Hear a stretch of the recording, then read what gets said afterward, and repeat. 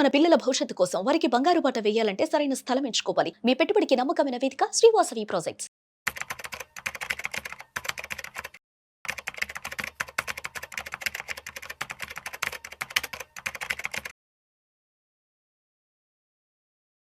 నమస్తే, welcome to Vishnu talks. నేను విష్ణు. ప్రస్తుతంతో పాటు సర్టిఫైడ్ ఫైనాన్షియల్ ప్లానర్ తుమ్మా బాలరాజ్ గారు ఉన్నారు. వారితో మాట్లాడదాం. సార్ నమస్తే. సార్ తుమ్మా బాలరాజ్ గారు. నమస్తే విష్ణు గారు. Welcome to Vishnu talks. Thank you అండి. సో ఇవాళ అర్జెంటుగా షూట్కి పిలవడానికి కారణం, అర్జెంటుగా విష్ణు టాక్స్ అనే కార్యక్రమానికి పిలవడానికి కారణం ఏంటంటే, రీసెంట్గా నేను ఒక రియల్ టైమ్ సినారియోని చూశాను. సో ఈ మధ్య ట్రావెలింగ్లో ట్రావెలింగ్ చేసినప్పుడు నా ఫ్రెండ్ ఒక అతను కలిశాను. ట్రైన్లో కలిశాను. సో ట్రైన్లో కలిసాక ఇంకా ఆఫీస్ విషయాలు, అవి ఇవి కెరీర్కి సంబంధించిన విషయాలు మాట్లాడుకుంటున్నప్పుడు తను, నా ఫ్రెండ్ ఎవరైతే ఉన్నారో తను ఈ బిట్ కాయిన్, ఈ క్రిప్టో కరెన్సీ వీటిలో ఇన్వెస్ట్ చేస్తున్నాడంట. ఏంట్రా వీటిలో ఎందుకు ఇన్వెస్ట్ చేస్తున్నావు అది ఇది అడిగితే చెప్పాడు వాడు, అరే ఈ రోజుల్లో మనకున్నటువంటి మెయిన్ స్ట్రీమ్ ఇన్కమ్ని నమ్ముకుంటే మనకు వర్కౌట్ కాదు, ఏదైనా ఒక ప్యాసివ్ ఇన్కమ్, ఏదో ఒక ఇన్వెస్ట్మెంట్ ప్లాట్ఫామ్ని, ఎవెన్యూని మనం సెలెక్ట్ చేసుకోవాలరా. అందుకనేసి నేను ఈ బిట్ కాయిన్, ఈ క్రిప్టో కరెన్సీ ఇన్వెస్ట్మెంట్ని నాకు ఒక ప్యాసివ్ ఇన్కమ్గా తీసుకున్నాను. రీసెంట్ టైమ్స్లో రిటర్న్స్ కూడా బాగొస్తున్నాయి. సో విష్ణు, నువ్వు కూడా ఈ ఫైనాన్షియల్ మార్కెట్స్కి సంబంధించిన దాంట్లో ఉన్నావు కదా, నీకు మంచి ఐడియానే ఉంటుంది. సో నువ్వు కూడా ఈ బిట్ కాయిన్ ఇన్వెస్ట్మెంట్స్ అలాంటి ఏదైనా చేసుకుని ఒక మంచి ప్యాసివ్ ఇన్కమ్ జనరేట్ చేసుకోండి అని చెప్పాడు. సరే, నేను అప్పటి నుంచి ఆలోచనలో పడ్డాను ఏంటన్నది. సో మరి మీరేం చెప్తారు నా ఫ్రెండ్ నాకు ఇచ్చిన సలహాకి? ఒకవేళ మీ ఫ్రెండ్ మీకు ఏదైతే విషయం చెప్పాడో అతి తక్కువ సమయంలో చాలా లాభాలు వచ్చాయని కనుక చెబితే అది ఖచ్చితంగా స్కామ్, ఫ్రాడ్. అదే చెప్పాడు నా ఫ్రెండ్ విష్ణు. తక్కువ టైంలో అధిక లాభాలు వస్తాయని చెప్పాడు. తక్కువ సమయంలో చాలా ఎక్కువ లాభాలు వస్తే మాత్రం ఖచ్చితంగా అది స్కామ్ అని చెప్పొచ్చు, అది ఫ్రాడ్ అని చెప్పొచ్చు. స్కామ్ అంటే ఏంటి, ఫ్రాడ్ అంటే ఏంటి? మీకు తెలిసి మోసం చేస్తే స్కామ్, మీకు తెలియకుండా మోసం చేస్తే ఫ్రాడ్. Okay okay. ఎవరైతే స్కామ్స్కి లోన్ అవుతారో సొసైటీ వాళ్ళని చిన్నచూపు చూస్తుంది. ఎందుకంటే ఎవరైతే స్కామ్కి గురవుతారో they are the most affected person. డబ్బులు వాళ్ళైపోతాయి, సెల్ఫ్ ఎస్టీమ్ వాళ్ళది పోతుంది, కాన్ఫిడెన్స్ వాళ్ళది పోతుంది. సో కొన్ని సందర్భాల్లో ఫ్యామిలీకి చెప్పుకోని పరిస్థితి కూడా ఉంటుంది. అవును సార్. డబ్బులు నష్టపోయిన తర్వాత ఫ్యామిలీకి చెప్పుకోని పరిస్థితి కూడా ఉంటుంది. ఎవరికైనా చెప్తే ఏమంటారంటే, ఇంత తెలివి తక్కువ పని ఎలా చేసావని చెప్పేసి.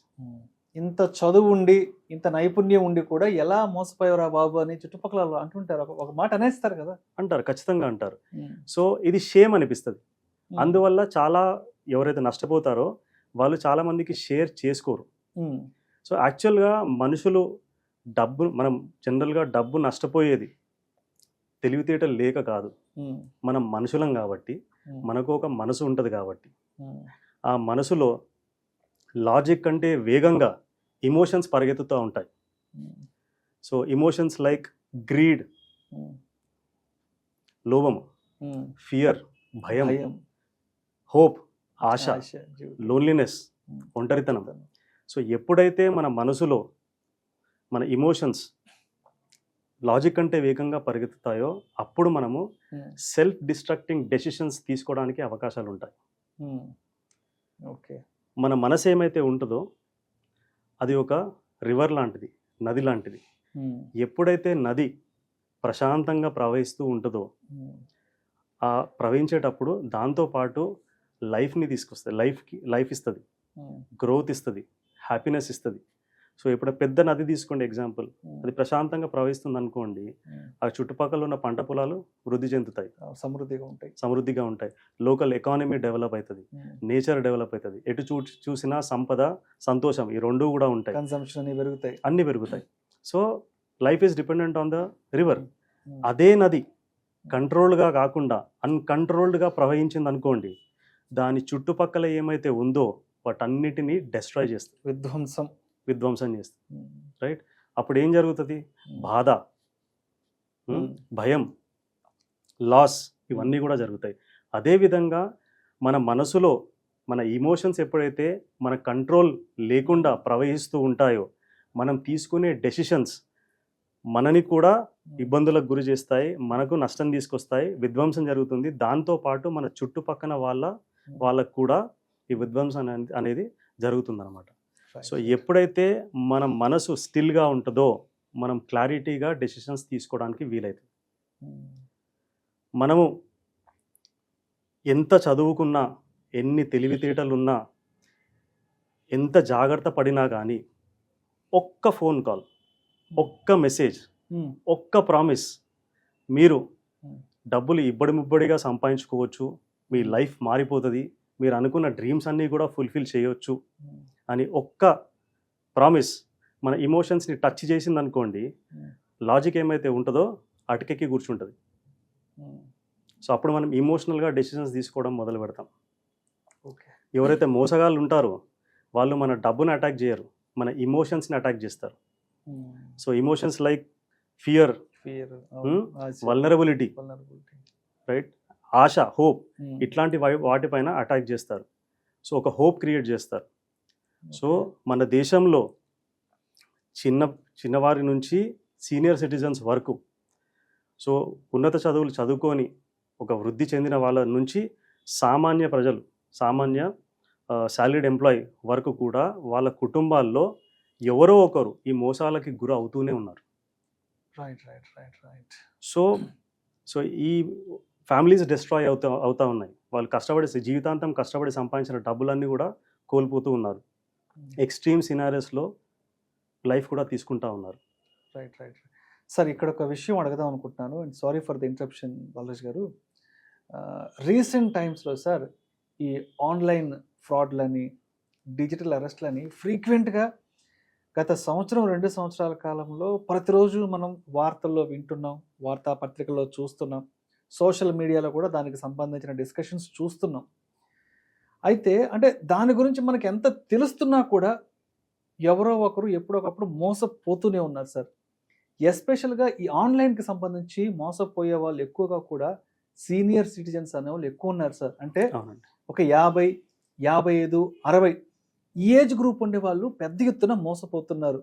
ఏదో ఆన్లైన్ ఫ్రాడ్లు అంటూ, ఏదో పాంజీ స్కాములు అంటూ, డిజిటల్ అరెస్టులు అంటూ కూడా రకరకాల పేరుతో అంటే ఒక సైబర్ విధ్వంసం అనుకోవచ్చు, ఇలా జరుగుతుంది. అంటే కేవలం ఇక్కడ ఒక టెక్నాలజీని ఉపయోగించి, టెక్నాలజీని ఎరగా వేసి మనుషుల్ని కొల్లగొడుతున్నారు. మనుషులు అంటే రోడ్డును పడేలా చేస్తున్నారు. కాబట్టి ఎస్పెషల్గా ఇటువంటి సినారియోస్లో ఎక్కువగా కూడా సీనియర్ సిటిజన్స్ అనే వాళ్ళు ఎందుకు ఎక్కువగా మోసపోతున్నారు? రైట్. అయితే ఇంతకుముందు చెప్పినట్టు ఈ స్కామ్స్టర్స్ ఎప్పుడు కూడా మన ఇమోషన్స్ పైన అటాక్ చేస్తారు. ఈ డిజిటల్ అరెస్ట్ అనే ఇమోషన్ ఏమైతే ఉందో ఫియర్, ఈ ఫియర్ అనే ఇమోషన్ పైన అటాక్ చేస్తారు. ఒక ఎగ్జాంపుల్ చెప్తాను, కొంచెం డీటెయిల్గా. ఒక ఎగ్జాంపుల్ చెప్తాను. నా క్లయింటే ఒక 6 to 8 months బ్యాక్ నాకు సడన్గా కాల్ చేశారు. కాకపోతే వాళ్ళ వైఫ్ నంబర్ నుంచి కాల్ వచ్చింది నాకు, which is unusual. So call చేశారు. కాల్ చేస్తే నేను ఏదో కొంచెం బిజీగా ఉండి కాల్ లిఫ్ట్ చేయలేదు. కాల్ స్టాప్ అయిపోయిన తర్వాత మళ్ళీ కాల్ చేస్తారు. ఇమ్మీడియట్గా మళ్ళీ సెకండ్ కాల్ వచ్చింది. అయితే నేను కాల్ లిఫ్ట్ చేశాను అనమాట, మేబీ సంథింగ్ చాలా అర్జెంట్ అని చెప్పేసి. కాల్ చేసి నేను మాట్లాడితే, నేను విష్ చేసిన తర్వాత మాట్లాడితే సార్ అన్నారు, he is a retired army officer and retired as a senior director in one of the export company, very senior position. So కాల్లో మాట్లాడితే దీస్ వే ద వర్డ్స్, నన్ను బాలా అని పిలుస్తారు. So Bala, I'm very fearful, I'm very panicky.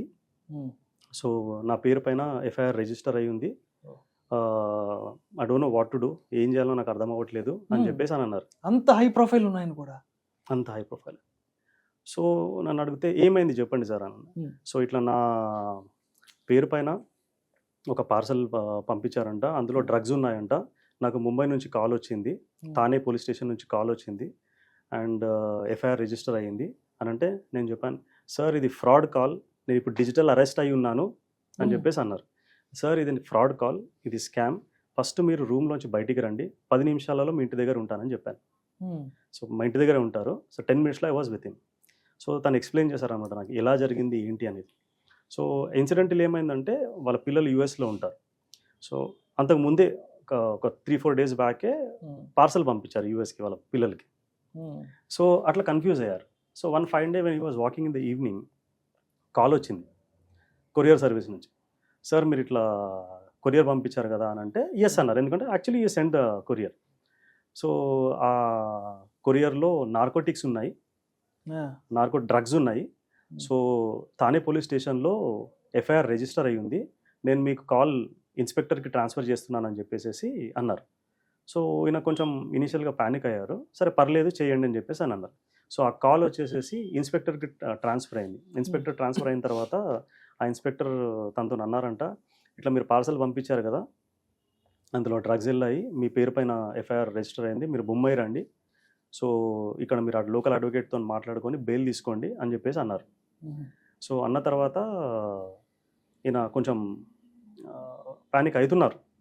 So ఈయన identity అడిగారు అనమాట. So మీరు కరెక్టా లేదా నాకు ఎట్లా తెలియాలి అని చెప్పేసి వీడియో కాల్ వచ్చేసారు. అప్పటి వరకు వాట్సాప్ కాల్, అది రెగ్యులర్ కాల్ కాదు. సో ఆడియో కాల్ నడుస్తుంది, ఆడియో కాల్ నుంచి వీడియో కాల్కి షిఫ్ట్ అయిపోయింది. షిఫ్ట్ అయిపోయి పోలీస్ స్టేషన్ మొత్తం ఇట్లా ఒక గ్లాన్స్ చూపించేశారు. సో అక్కడ ప్రాపర్ పోలీస్ స్టేషన్ సెటప్ ఉంది, రెగ్యులర్ పోలీస్ స్టేషన్ లాగానే కనిపిస్తుంది. సో అది చూపించేసేసి మళ్ళీ ఆడియో కాల్కి షిఫ్ట్ అయిపోయింది. సో ఇక్కడ సో దట్ ట్రస్ట్ గెయిన్ చేయడానికి, ఇది నిజంగా పోలీస్ వాళ్ళమే కాల్ చేస్తున్నామని, జెన్యూన్ కాల్ క్రియేట్ చేయడానికి అక్కడ ప్రాపర్ యూనిఫామ్ వేసుకొని నేమ్ ఉండి and proper police protocol follow అవుతూ ఆ లాంగ్వేజ్లో ఫాలో అవుతూ బ్యాక్గ్రౌండ్లో నాయిసెస్, ఇప్పుడు మనకు వైర్లెస్ సెట్స్ ఉంటాయి కదా పోలీస్ వాళ్ళవి, సో వెనకాల నుంచి ఆ వైర్లెస్ సెట్ నాయిసెస్ వినబడుతున్నాయి, ఎవరో మాట్లాడుతున్నారు, హిందీలో మాట్లాడుతున్నారు, సర్ మే एक केस आया इनके ऊपर एफआईआर रजिस्टर हुआ क्या करना అని హిందీలో ప్రాపర్ ఆ లాంగ్వేజ్లో మాట్లాడడము. సో ఇవన్నీ కూడా అథెంటిసిటీ క్రియేట్ చేసేటట్టు అయిందనమాట. అంటే ఒక దృశ్యం సినిమా లాగా క్రియేట్ చేశారు సన్నివేశాన్ని. క్రియేట్ చేసిన తర్వాత సో ఇప్పుడు ఏసీపీ మన ఇన్స్పెక్టర్ ఏమన్నారంటే, సో ఇట్లా రిజిస్టర్ అయింది, మీరు రావాల్సి వస్తుంది, మీరు కావాలంటే ఏసీబీ గారితో మాట్లాడండి, లేకపోతే డీసీబీ గారితో నేను కనెక్ట్ చేస్తాను అని చెప్పేసి అన్నారు. సో అయితే మీరు నాకు మీ సరే కనెక్ట్ చేయండి అని చెప్పేసి, సార్ ఇప్పుడు ఏసీపీ గారు లేరు, డీసీబీ గారితో నేను మీకు కనెక్ట్ చేస్తానని చెప్పేసి ఆడియో కాల్లోనే డోర్ నాక్ చేసినట్టు, లోపలికి వెళ్ళినట్టు, పర్మిషన్ తీసుకుంటున్నట్టు, లోపలికి రావడానికి జై హింద్ అనడము, ఇవన్నీ కూడా ఒక రియల్గా జరుగుతున్నట్టు సన్నివేశం క్రియేట్ చేశారు. లోపలికి ఒక పోలీస్ స్టేషన్ ఎన్విరాన్మెంట్ క్రియేట్ చేశారు. జస్ట్ ఇదంతా ఫోన్ కాల్లో అంత ఫోన్ కాల్లో నడుస్తుంది. సో లోపలికి వెళ్ళిన తర్వాత ఏసీబీ సాబ్ సే బాత్ కరో అని చెప్పేసి ఫోన్ ఇచ్చేస్తే మా క్లయింట్ కూడా మాట్లాడారు అనమాట. సో బోలియే ఆప్కా క్యా హే, సో ఐసా హమారా ఇన్స్పెక్టర్ బోలా హై కి మీరు పార్సల్ పంపించారు, అందులో డ్రగ్స్ ఉన్నాయి, మీరు ఇప్పుడు రావాల్సి వస్తుంది ఇమ్మీడియట్గా ముంబైకి, వచ్చేసి మీరు బెయిల్ తీసుకోండి అని చెప్పేసి అని అంటే, లేదు నేను పంపించలేదండి అది అంటే, లేదు మరి మీరు పంపించిన కొరియర్లోనే వచ్చాయి కదా, పార్సల్నే వచ్చాయి కదా, మరి కేసు అయితే రిజిస్టర్ అయింది అని చెప్పేసి అన్నారంట. అయితే ఇప్పుడు ఆయన ప్రొఫెషనల్ ఇంగ్లీష్లో మాట్లాడుతున్నాడు, ప్రాపర్ ఇంగ్లీష్లో మాట్లాడుతున్నాడు, ఎస్పీ డిఎస్పీ రేంజ్ క్రియేట్ అవ్వాలి కదా. సో ఇవన్నీ కూడా ఇంత సీనియర్ పర్సన్ అయినప్పటికీ he fell for it. So professional లాంగ్వేజ్లో మాట్లాడితే ఈయన నిజంగా జెన్యూనే అని చెప్పేసి అనుకున్నారనమాట. సో అయిపోయిన తర్వాత ఫస్ట్ ఈయన అడగడం మొదలు పెట్టారు.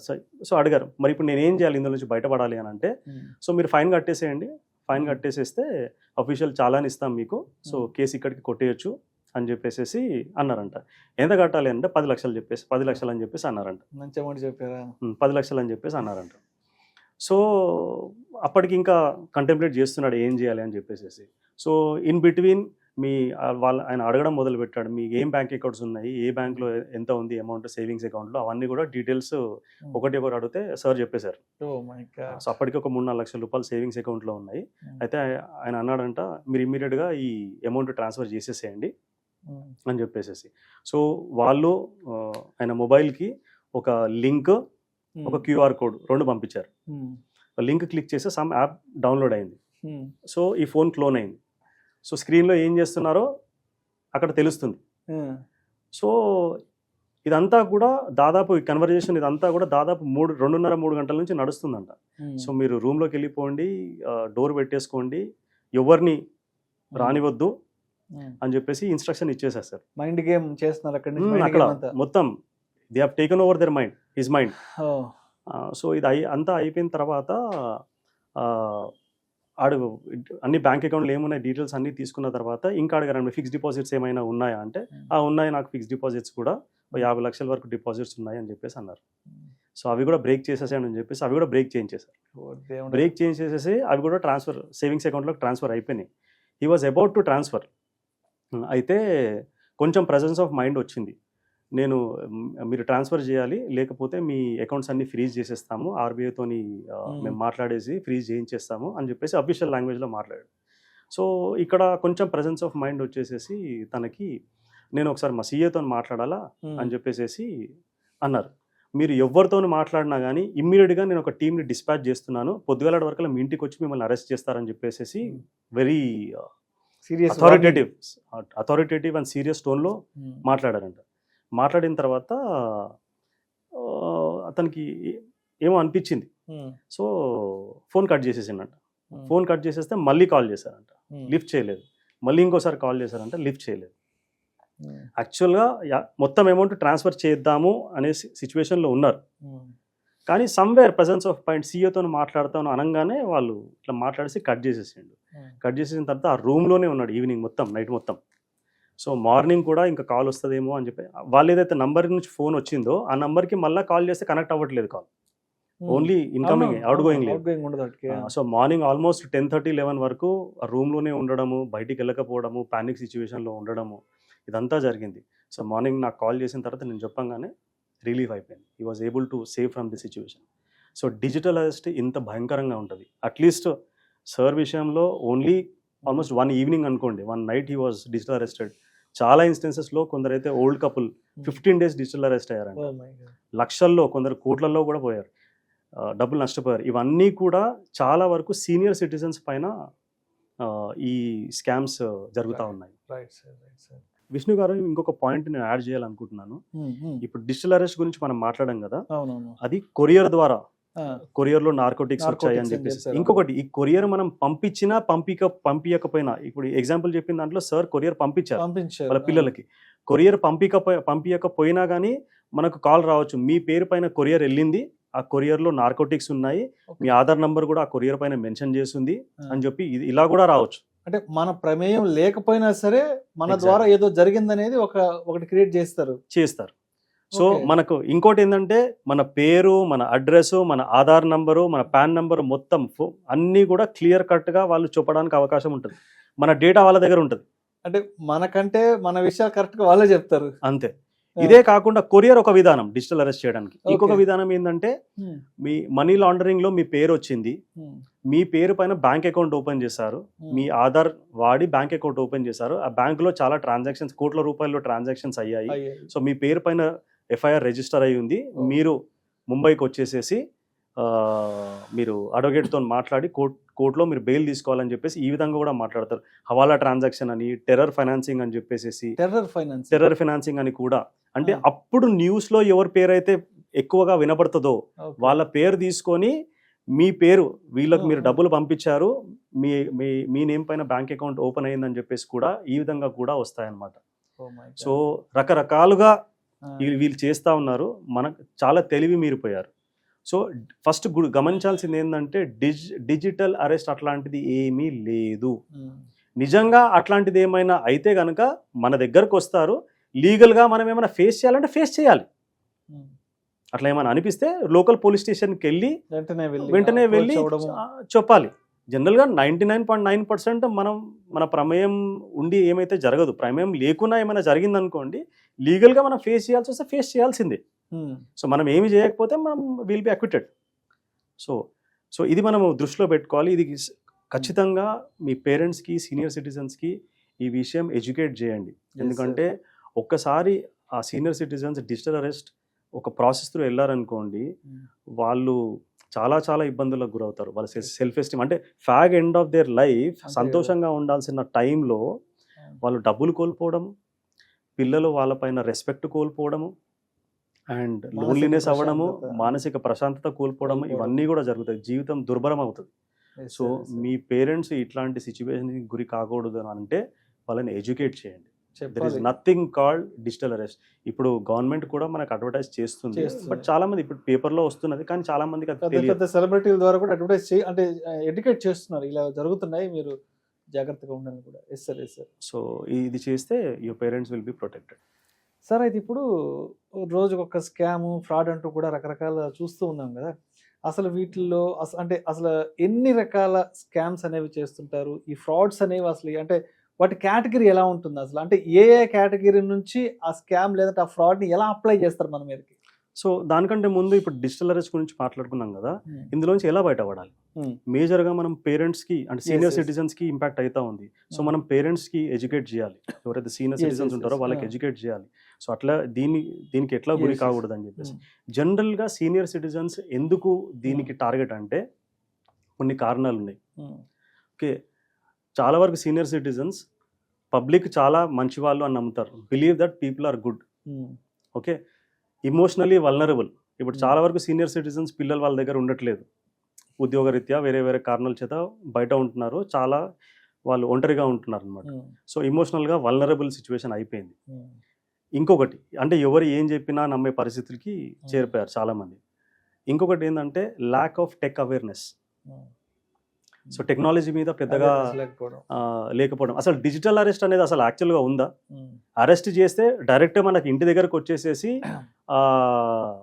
వారెంట్ ఏమైనా ఫిజికల్ గా తీసుకెళ్తారు, కానీ డిజిటల్ అరెస్ట్ అనే కాన్సెప్ట్ అసలు లేదు.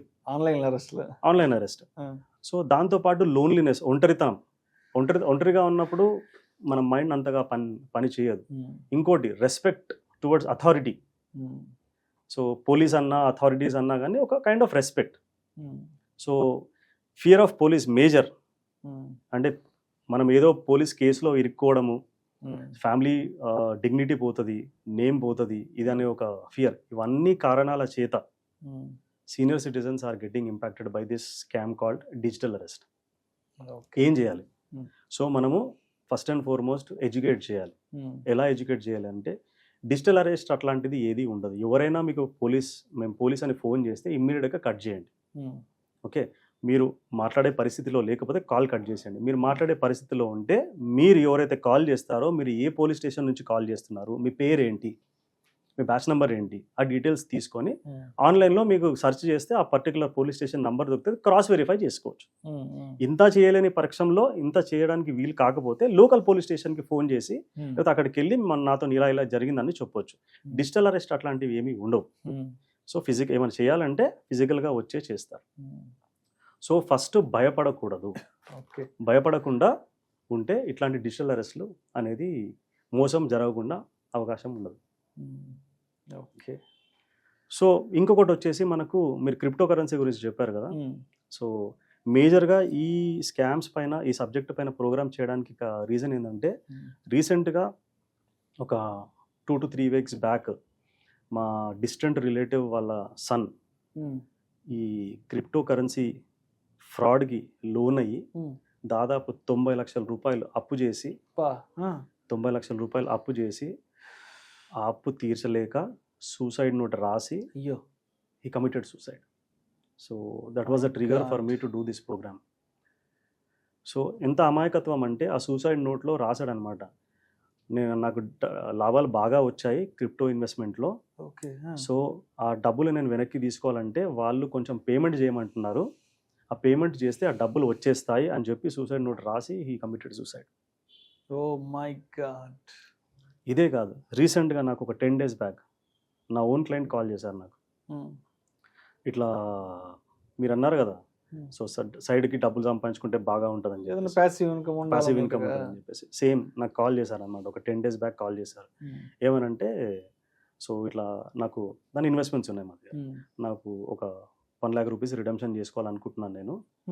సో ఎందుకు అని అడిగాను. సో ఇట్లా నేను సైడ్ హసల్ చేస్తున్నాను నేను, సో సైడ్ ఇన్కమ్ జనరేట్ చేయడానికి సైడ్ హసల్ చేస్తున్నాను అని. ఏంటి అని అడిగాను. నేను క్రిప్టో కరెన్సీలో ట్రేడింగ్ చేస్తున్నాను, క్రిప్టోలో ట్రేడింగ్ చేస్తున్నాను, నాకు మంచి రిజల్ట్స్ వస్తున్నాయి. నేను $200 ఇన్వెస్ట్మెంట్ చేసిన ఇనీషియల్గా, ఆ 200 కాస్త $400 అయింది, 100% లాభం నాకు వచ్చింది అని అన్నాడు. నేను ఆ డబ్బులు వెనక్కి వచ్చాయా, బ్యాంక్ తీసుకోగలిగావా అని అంటే నేను తీసుకోగలిగాను, వచ్చినాయి అని చెప్పేసి అన్నాడు. సో బాగానే ఉంది కదా.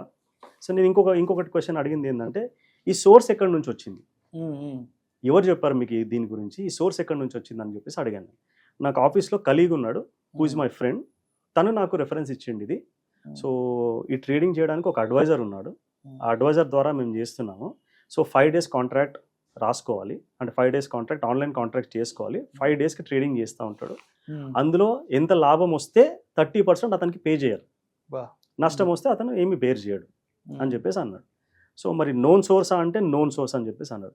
I could feel the happiness in his voice. చాలా హ్యాపీగా, చాలా కాన్ఫిడెంట్గా ఉన్నాడు అనమాట. ఎందుకంటే డబ్బులు వచ్చాయి కదా, అంటే ఆల్మోస్ట్ 20,000 రూపీస్ పెడితే 40,000 వచ్చినాయి. సో దాని తర్వాత మళ్ళీ తన దగ్గర బ్యాంక్ అకౌంట్లో ఉన్నాయి ఇంకొక 1,50,000 2 లక్షలు పెట్టాడు. మళ్ళీ ఇందులోంచి కూడా తీసాక అందులో పెట్టాడు. సో నేను చెప్పాను అనమాట, సో ఏమైతే చెప్తున్నావో it looks too good to be true. ఇనీషియల్గా దీనికి ల్యూర్ చేయడానికి డబ్బులు ఇస్తారు, చిన్న అమౌంట్స్, వాటికి లోన్ అయిపోయి మనం ఎక్కువ డబ్బులు పెట్టిన తర్వాత బ్లాక్ అయిపోతుంది. సో డబ్బులు తీసుకోవడానికి వీలు ఉండదు అని చెప్పేసి చెప్పాను నేను. ఎగ్జాక్ట్లీ నేను ఏమైతే చెప్పానో అదే జరిగింది.